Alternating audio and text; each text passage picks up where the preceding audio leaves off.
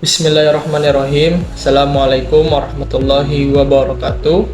Om Swastiastu, Namo Buddhaya, salam kebajikan bagi kita semua.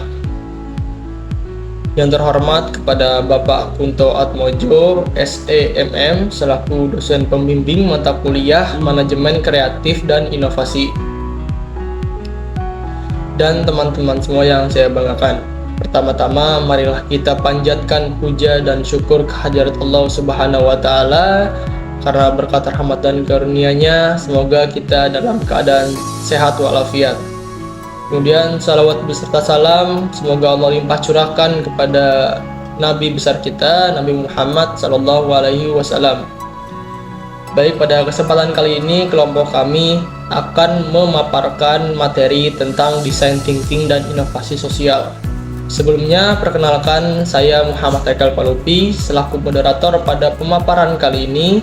Kemudian ada Dava Alif Pratama selaku presentator pertama, dan ada Muhammad Farhan Zaki sebagai presentator kedua, serta ada Awal Ramadan sebagai presentator ketiga. Baik, ringkasan materi pada kali ini yaitu pertama, ada pengertian design thinking yang melalui interaction design, foundation, and career foundry. Kemudian ada karakteristik design thinking, di mana terdapat berbasis solusi atau people centered. Kemudian ada hands on dan highly kreatif serta iteratif. Lalu ada tahapan design thinking. Yang pertama ada empatis, divine, ideate, prototype, and test. Dan yang terakhir ada inovasi sosial. Yang pertama inovasi sosial dan konsep inovasi sosial. Kedua proses inovasi sosial dan terciptanya value, yang memiliki dua aspek, diantaranya proses sosial dan penciptaan value. Baik, pengertian design thinking. Pengertian design thinking melalui interaction design foundation disebut sebagai proses yang dilakukan secara berulang untuk memahami pengguna, menantang asumsi, mendefinisikan ulang permasalahan, serta menciptakan solusi. Pengertian design thinking melalui career foundry adalah sebuah ideologi maupun proses untuk memecahkan masalah kompleks yang menitik beratkan kepentingan pengguna. Sederhananya, design thinking merupakan pendekatan atau metode pemecah masalah baik secara kognitif, kreatif, maupun praktis untuk menjawab kebutuhan manusia sebagai penggunanya.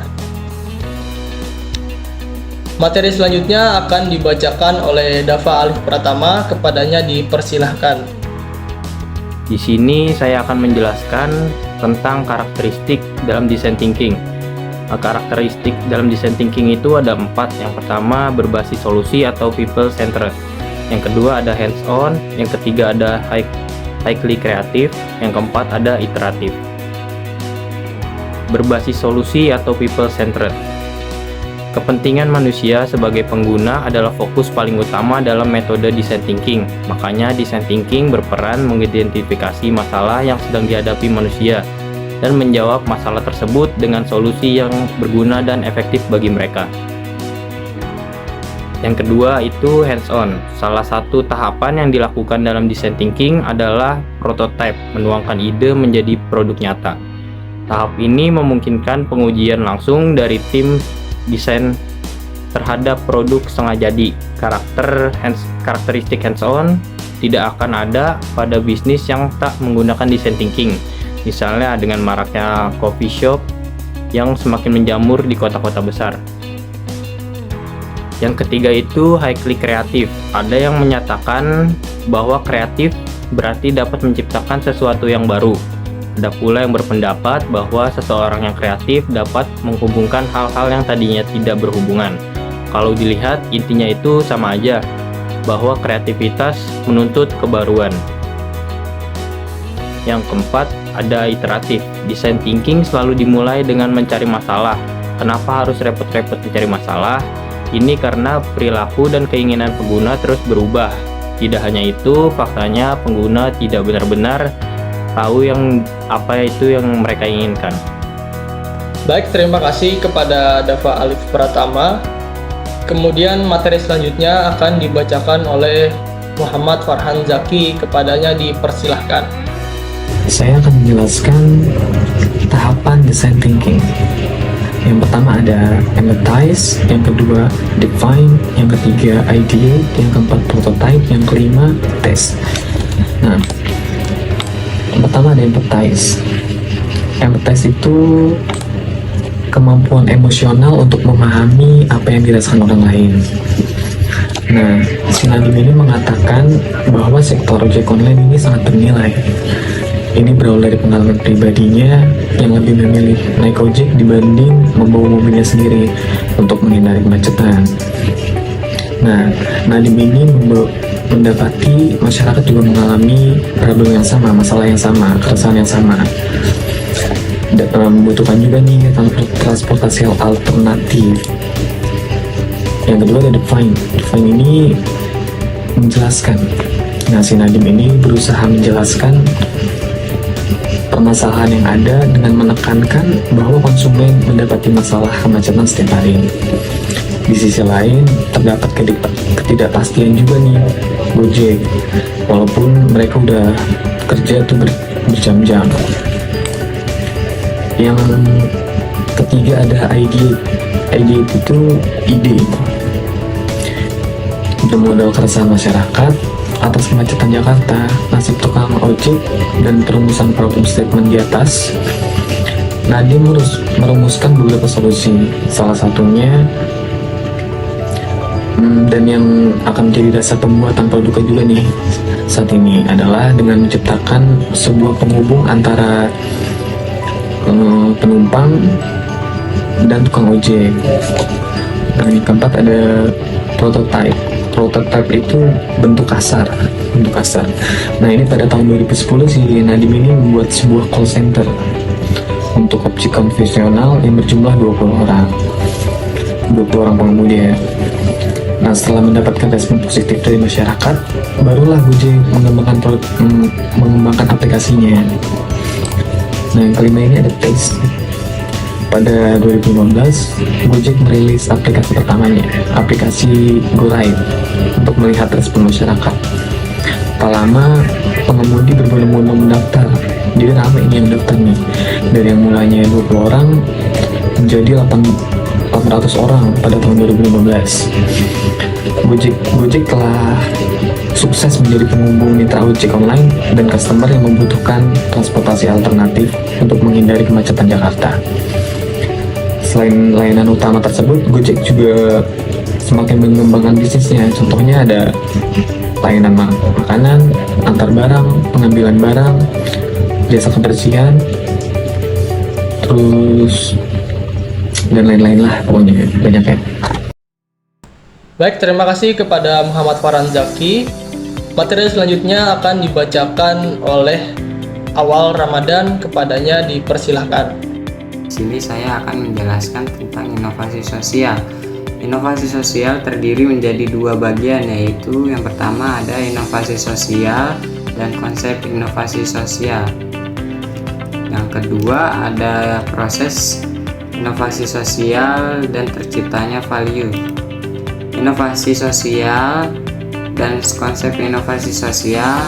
Inovasi atau dalam bahasa Inggris innovation memiliki makna penemuan baru yang berbeda dari keadaan sebelumnya. Dalam inovasi dibutuhkan masyarakat yang siap untuk dikritik karena apa yang dijalankan dan dilakukan tidak sesuai dengan sistem sosial yang ada sebelumnya. Contoh inovasi sosial dalam budaya, dalam pendidikan, dalam masyarakat, dan dalam kehidupan sehari-hari.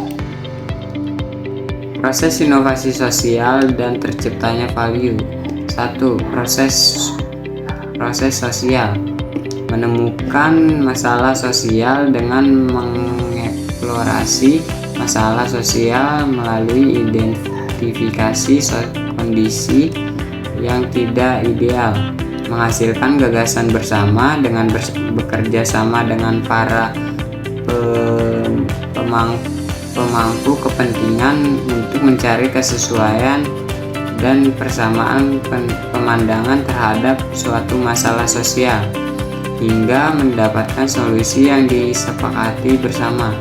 Mengukur dan menyesuaikan kapasitas dengan cara mengukur kemampuan diri dengan melakukan studi kelayakan terhadap program yang akan dijalankan.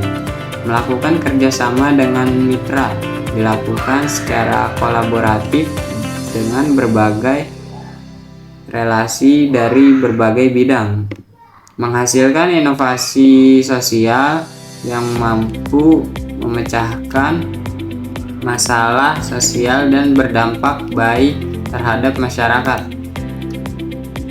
2. Penciptaan value.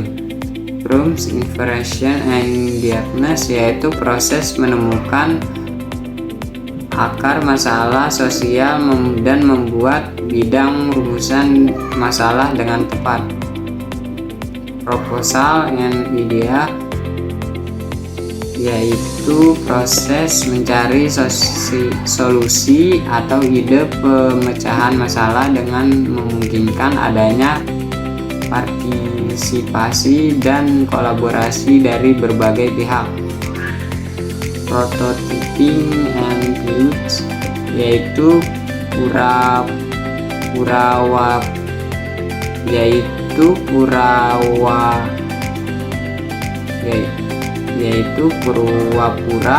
dalam tahapan uji coba ide inovasi untuk melihat apakah layak untuk diterapkan dan mampu mengatasi persoalan. Sustaining, yaitu berkelanjutan inovasi setelah melalui tahapan uji coba. Inovasi membutuhkan model bisnis, model kontrol, dan pengolahan, pendanaan dari jejaring dan komunikasi, pengolahan sumber daya manusia, dan perencanaan pengembangan untuk dapat berlanjut. Scaling and diffusion, yaitu proses promosi atau pemasaran ide inovasi sosial kepada masyarakat melalui berbagai platform jejaring kolaborasi.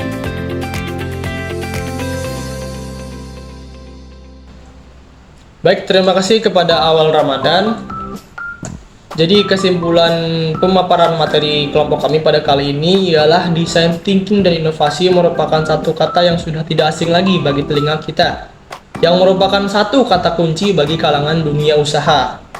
Inovasi sosial merujuk kepada kegiatan inovatif dan jasa yang dilandasi pada tujuan utama untuk memenuhi berbagai kebutuhan sosial yang pada umumnya disebarkan oleh organisasi yang tujuan utamanya bersifat sosial. Jika ada saran atau pertanyaan serta masukan, silakan disampaikan kepada kelompok kami.